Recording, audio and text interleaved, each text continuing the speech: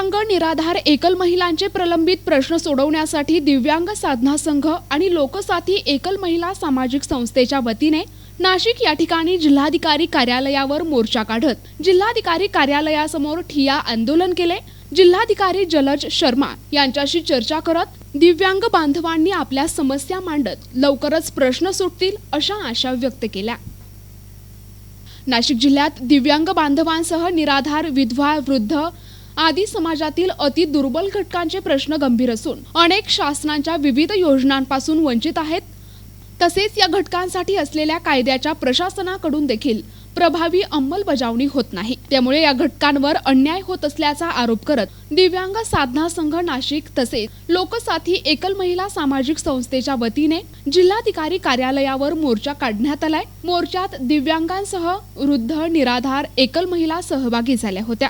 यामध्ये महिलांचा सहभाग लक्षणीय होता। मोर्चात आपल्या मागण्यांबाबत घोषणाबाजी करत मोर्चा जिल्हाधिकारी कार्यालयाच्या प्रवेशद्वारापर्यंत आणून त्या ठिकाणीच ठिय्या आंदोलन सुरू केले।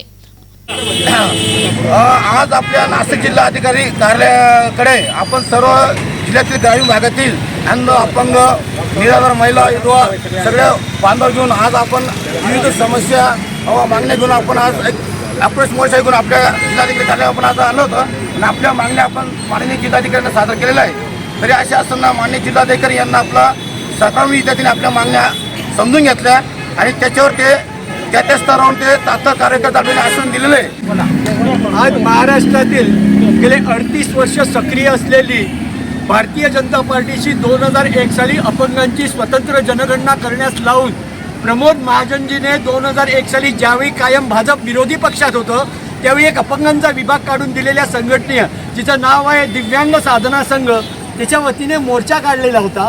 त्या मोर्चामध्ये आज कलेक्टरशी भाषण करताना कलेक्टरला सूचना देताना ज्या कलेक्टरने आज अमित शाह देशाचे गृहमंत्री, मुख्यमंत्री आणि बाकी उपमुख्यमंत्री यांच्या उपस्थितीमध्ये असताना सुद्धा कलेक्टर साहेबांनी वेळात वेळ काढून आम्ही त्यांना इकडनं निवेदन पाठवलं पोलिसांच्या वतीने।